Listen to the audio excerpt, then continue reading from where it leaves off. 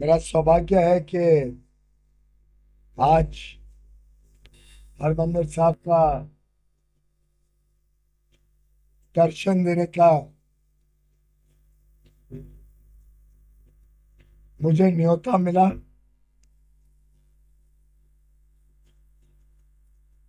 इतने अच्छे शब्द आज सीखने को मुझे मिले, सुनने को मिले, और मस्तक झुका के मैं इस पावन धरती को नमन करता हूँ।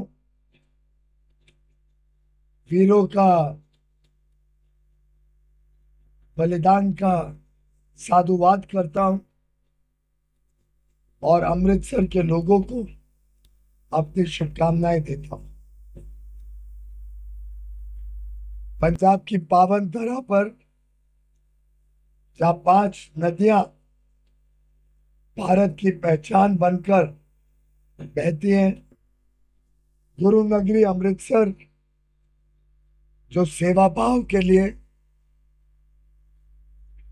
राष्ट्र की रक्षा के लिए, भारत की विरासत, भारत के विकास के प्रतीक के रूप में वर्षों वर्षों से जाना जाता है, इस नगरी ने त्याग भी देखा है। इस नगरी ने बहुत सारे कष्ट भी झेले हैं। यहाँ की विरासत भी हम सबको गौरवान्वित करती है।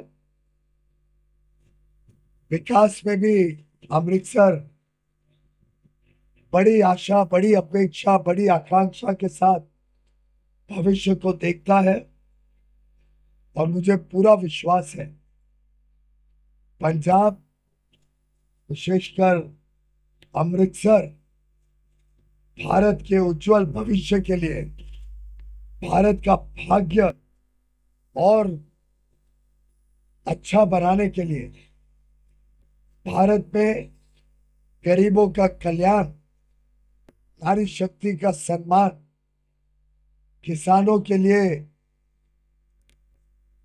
अपार अवसर और युवा शक्तियों के उज्जवल भविष्य के लिए अमृतसर के लोग आगे आने वाले दिनों में प्रधानमंत्री नरेंद्र मोदी जी को अपार आशीर्वाद, अपार शुभकामनाएं, एक संदेश भेजने के लिए आतुर हैं कि अब वो अमृतसर की विकास यात्रा को भी देश की विकास यात्रा के साथ तेजी से जोड़ना चाहते, आशीर्वाद भेजना चाहते हैं प्रधानमंत्री मोदी जी को कि अमृत काल में जब देश विकसित भारत बनने के लिए तेज गति से आगे बढ़ रहा है, अमृतसर भी तेज गति से भारत की अर्थव्यवस्था के साथ अमृतसर की अर्थव्यवस्था को आगे देखना चाहिए। भारत की आस्था और अस्मिता को जब 4 चांद लगते हैं तो अमृतसर की आस्था और अस्मिता को भी और बल मिलता है। जो देश अपनी विरासत को संभाल के ना रखे, वो देश कभी प्रगति नहीं कर सकता। और अमृतसर में तो ऐसे दुर्भाग्यपूर्ण क्षण देखे हैं जो अमृतसर के लोग, पंजाब के लोग कभी भूल नहीं सकते। अमृतसर ने जिस प्रकार से अपने पूरी आस्था को ध्वस्त होते देखा, अपने पूरे अस्मिता के ऊपर प्रहार होते देखा, मैं समझता हूं अमृतसर के लोग कभी इसको भूलेंगे नहीं, इसका मुंह तोड़ जवाब देंगे।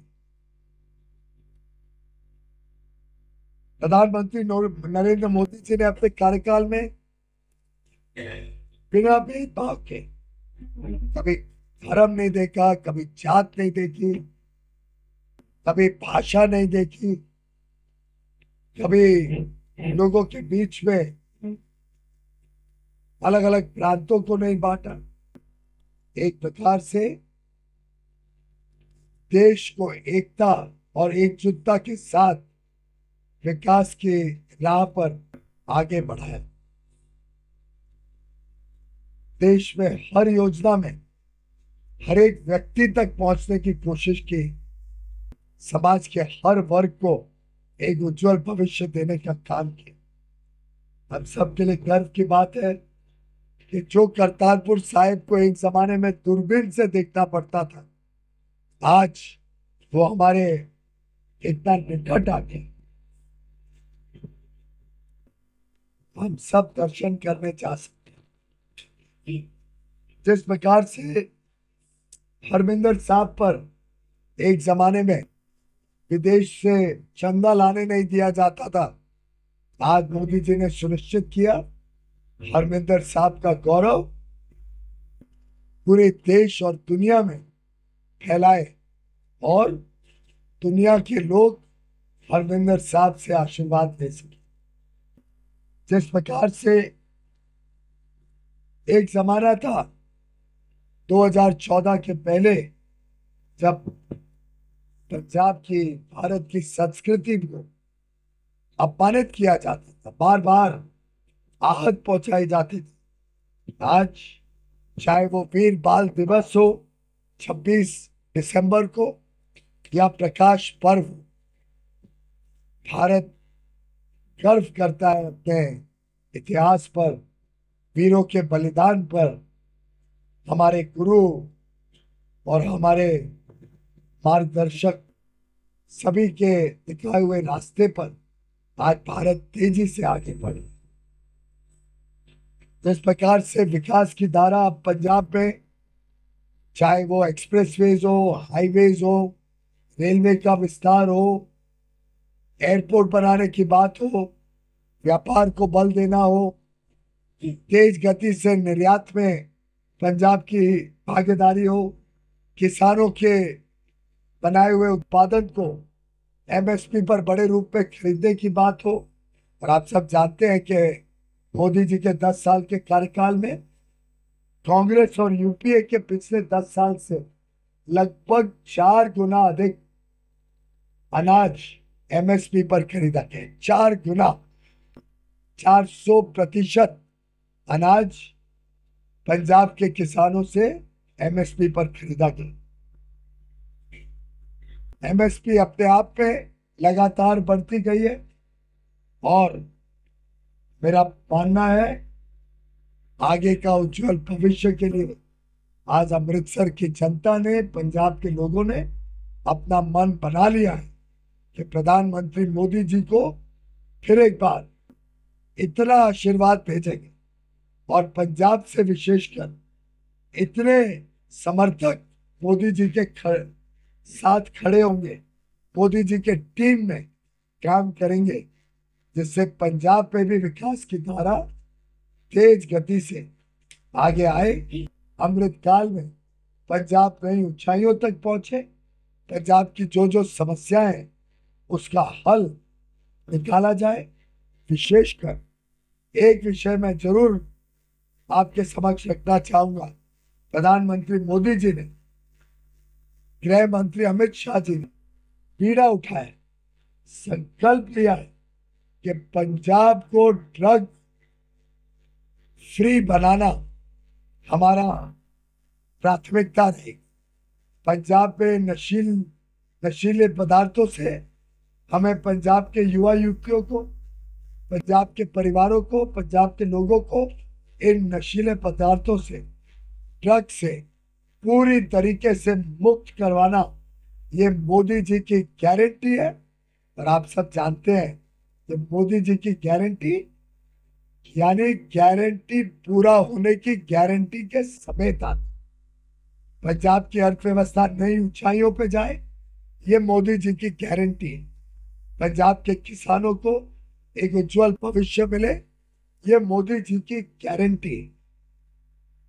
पंजाब के युवा युवतियों को अपार अवसर मिले, कारोबार के, व्यापार के, छोटे बड़े लघु मध्यम उद्योग के, कोई नौकरी करना चाहे सरकार में, कोई नौकरी करना चाहे निजी क्षेत्र में, उनको अपार अवसर मिले, युवा युवती स्टार्टअप के तहत नए शोध, नए विचार, नए आइडियाज को आगे बढ़ाना चाहे, उनको अवसर मिले।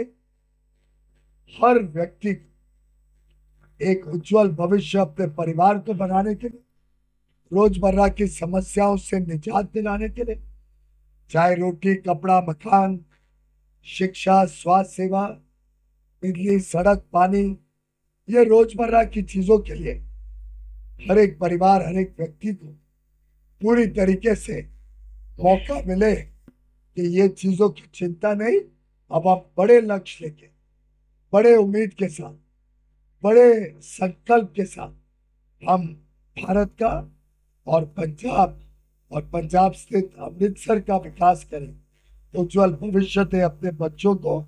उसके लिए 1 जून को पंजाब का भविष्य, पंजाब का भाग्य बनाने के लिए मेरा अनुरोध है, सभी वोटर से भारी संख्या में वोट डालें। वोट आपका अधिकार अवश्य है, पर आपकी जिम्मेदारी भी है, आपका कर्तव्य भी है। इस अधिकार, इस जिम्मेदारी को पंजाब का हर नागरिक पूरा करे और देश में एक ऐसी मजबूत सरकार, ऐसी निर्णायक सरकार, एक ईमानदार सरकार जो देश को नई ऊंचाइयों तक लेके जाए, भ्रष्टाचारियों को सही जगह पहुंचाए। अब ये अलग बात है कि थोड़े दिनों के लिए बेल पे कोई निकले और बताने की कोशिश करे कि मैं तो जेल से निकल गया।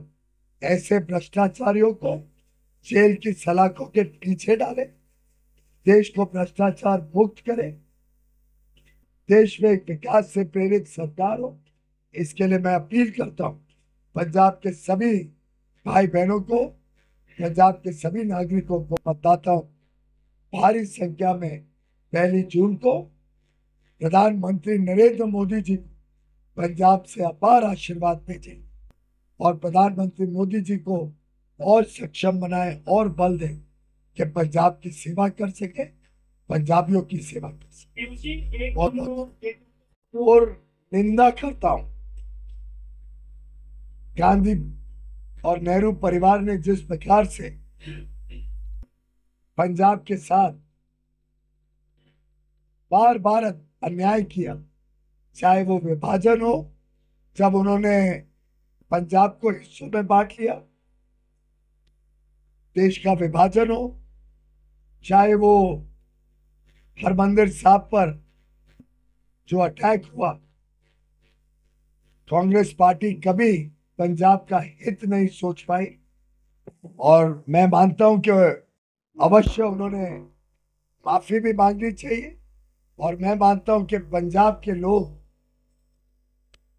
उस घोर घटना के लिए गांधी परिवार का, कांग्रेस के नेतृत्व का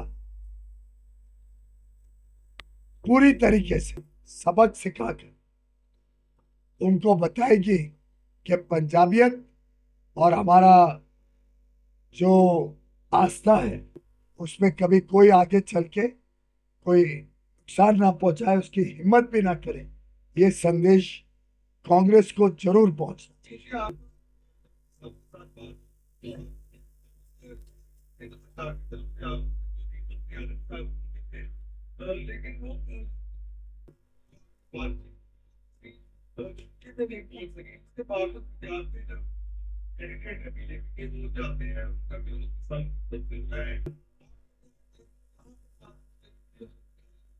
बहुत अच्छी सार्थक बातचीत हुई थी।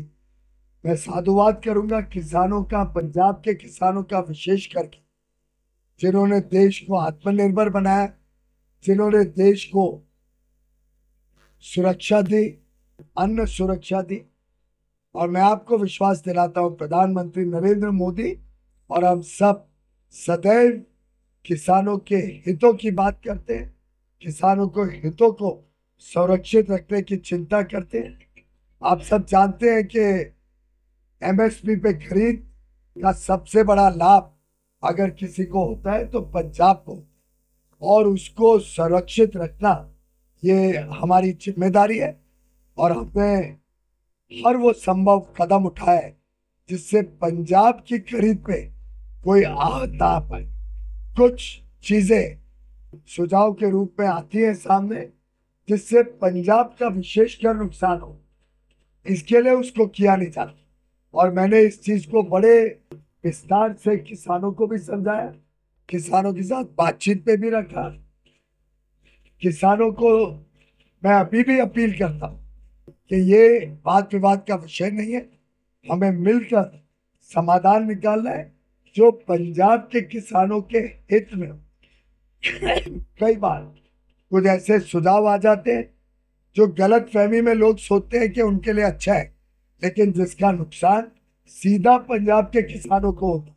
और मोदी सरकार, विशेषकर प्रधानमंत्री नरेंद्र मोदी जी स्वयं चिंता करते हैं कि कोई ऐसा कदम ना उठाया जाए, चाहे किसी दबाव में या किसानों की गलत फहमी में, जिससे पंजाब के किसानों को नुकसान।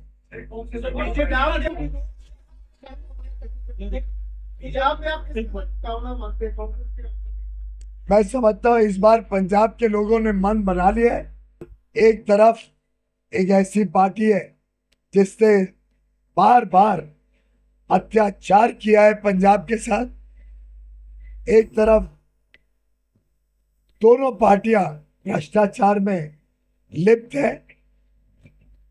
लोगों ने देख लिया है कि दोनों पार्टियां परिवारवाद और भ्रष्टाचार, तुष्टीकरण की राजनीति करके लोगों को बांटकर, समाज को बांटकर, समाज में मतभेद पैदा करके पंजाब के साथ वर्षों वर्षों से अन्याय हो। और इस बार मैं मानता हूं भारतीय जनता पार्टी के उम्मीदवार पूरे प्रदेश में जीतने वाले हैं और भारी संख्या में पंजाब के लोग मोदी जी को आशीर्वाद पंजाब से भेजने के लिए तत्पर है। किसानों का विरोध बार बार झेलना पड़ रहा है, लेकिन दिल्ली पे भी किसान होके पहुंचे। इसी के साथ जुड़ा हुआ मुझे लगता है जैसे स्वामीनाथन रिपोर्ट है या किसानों का कर्जा माफी है, वो भी इससे बहुत बड़ी तादाद से। मुझे लगता है कि जिस विरोध की आप बात कर रहे हैं वो कुछ किसान जो पूरी तरीके से विषय की गंभीरता से अवगत ना हो, कुछ किसान जिनको अभी तक जो हमने प्रस्ताव भी रखे थे उनको पहुंचे ना हो, शायद उन किसानों को गलतफहमी के कारण, गलत सूचना के कारण ऐसा ध्यान में आया हो। मेरा सभी किसानों से और किसान नेताओं से अनुरोध है कि बातचीत के रास्ते से, बातचीत के मार्ग से ही इन गंभीर विषयों का समाधान हो सकता है। और पंजाब की जनता भली भांति जानती है कि संवेदनशील नेतृत्व जो प्रधानमंत्री मोदी जी ने 10 साल में दिया है, जिस प्रकार से गरीबों के लिए, किसानों के लिए, नारी शक्ति के लिए, युवाओं के लिए ढेर सारी योजनाओं से लाभ पहुंचा है, जिस प्रकार से आगे आने वाले 25 वर्ष अमृतकाल में देश नई ऊंचाइयों तक जा रहे हैं, जिस प्रकार से मोदी जी ने हर अंतर्राष्ट्रीय संघ पे, चाहे वो वर्ल्ड ट्रेड ऑर्गेनाइजेशन हो या अलग अलग संस्थाएं हो, किसानों की, मछुआरों की संरक्षा की है। मुझे लगता है प्रदेश की जनता पूरी तरीके से उनके साथ है। और आप पिछले दिनों का भी अगर देख लें, पिछले चुनावों का भी देख लें, तो आपको ध्यान में आएगा कि जनता उन बातों से प्रभावित नहीं हुई है जो गलत फहमियां कुछ किसानों को है। मैं आपके माध्यम से अभी भी अनुरोध करूं कि किसान बातचीत से समाधान की तरफ चले। इंटरनेशनल ट्रेड को लेकर के बीजेपी का क्या प्रस्ताव है? अमृतसर से इंटरनेशनल ट्रेड को लेकर के बीजेपी का क्या प्रस्ताव है? भारत का जो अंतर्राष्ट्रीय व्यापार है, खासतौर पर निर्यात में प्रधानमंत्री मोदी जी के नेतृत्व में भारी वृद्धि हुई है। कोविड के बाद, 2020 के बाद भारी वृद्धि हुई है भारत के निर्यात में। मैं समझता हूँ अमृतसर तो एक ऐसी नगरी है जहाँ चाहे वो उद्योग हो, चाहे वो सेवा का क्षेत्र हो, हर एक में अपार संभावनाएं पंजाब में है, अपार हुनर पंजाब के लोगों में है और एक अच्छी ईमानदार विकास से प्रेरित सरकार अमृतसर में लॉजिस्टिक्स सुधारे, लॉजिस्टिक्स में काम कर पाए। राज्य सरकार अगर उसको मदद करे और लॉजिस्टिक्स हब बनाने के लिए हमें सहूलियत दे, यहाँ के इंफ्रास्ट्रक्चर को सुधारने के लिए काम करने के लिए मदद दे, यहाँ पे जो अलग अलग प्रकार के लोगों की कला है, लोगों की स्पेशलिटी है, उसको हम विदेश तक लेके जा सके, अपार संभावनाएं हैं।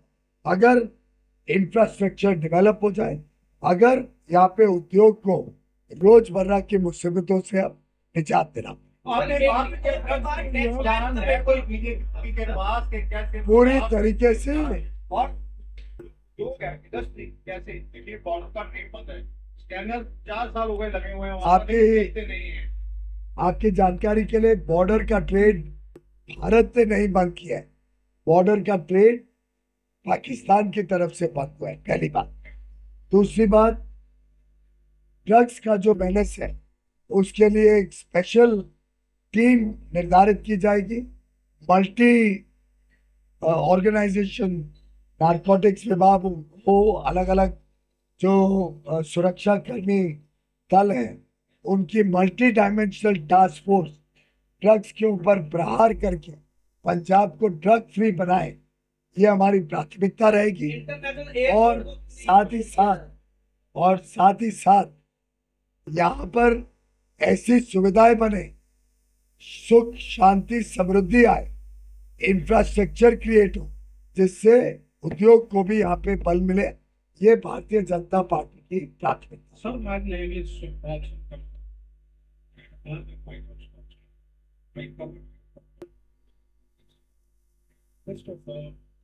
ये मित्रा मेगा टेक्सटाइल पार्क 1000 एकड़ के 5 टेक्सटाइल पार्क के लिए कंपटीशन बनाई। हर एक प्रदेश को रिक्वेस्ट की कि आप प्रपोजल भेजो, हर एक प्रदेश, और लगभग मेरे ख्याल से 18 या कितने प्रपोजल आए केंद्र सरकार। मुझे आपको दुख से सूचित करना पड़ता, और मैंने शायद आपको उस टाइम पे भी बताया, बड़े दुख से सूचित करना पड़ता, और इसीलिए मैंने पिछले सवाल का यही जवाब दिया। राज्य सरकार की अगर सहायता नहीं हो तो केंद्र सरकार की योजना कैसे प्रदेश को नहीं पहुंच पाती। मेगा टेक्सटाइल पार्क के लिए 1000 एकड़ की जमीन आवश्यक थी, तभी तो स्केल बड़ा होगा, तभी निवेशक बड़े रूप में आएंगे। पंजाब की सरकार ने कंप्लीट प्रपोजल भेजा नहीं, एक प्रपोजल में कोई जमीन की डिटेल्स के साथ ऐसा प्रपोजल भेजा ही नहीं जो हम कंसिडर करके यहाँ एक मेगा टेक्सटाइल पार्क दे पाते। तमिलनाडु को मिल गया, वहां पे भी कांग्रेस की सरकार है, तेलंगाना को मिल गया, वहां पे भारतीय राष्ट्रीय समिति की सरकार थी। इसमें कभी मोदी जी ने भेदभाव नहीं किया, हर प्रदेश को, हर एक प्रदेश को मौका उपलब्ध था। ट्रांसपेरेंट सिस्टम से मार्किंग की गई, पूरा सिस्टम वेबसाइट पे लगाया गया, कैसे मार्किंग की जाएगी, राज्य सरकार क्या सहूलतें देगी, जमीन उपलब्ध कराएगी जिससे जमीन सस्ती दरों पे लोगों को मिल सके उद्योग लगाने के लिए। मेरे को बड़े दुख होता है आपको बताते कि पंजाब बार बार ऐसे मौके खोती गई है। इसीलिए अनुरोध करता हूँ कि पंजाब की जनता एक ऐसा संदेश दे कि यहाँ की राज्य सरकार को भी ध्यान आए कि हमें विकास के साथ जुड़ना है, बजाय कि हम भ्रष्टाचार और विवादित राजनीति में पूरे समय लें। बहुत बहुत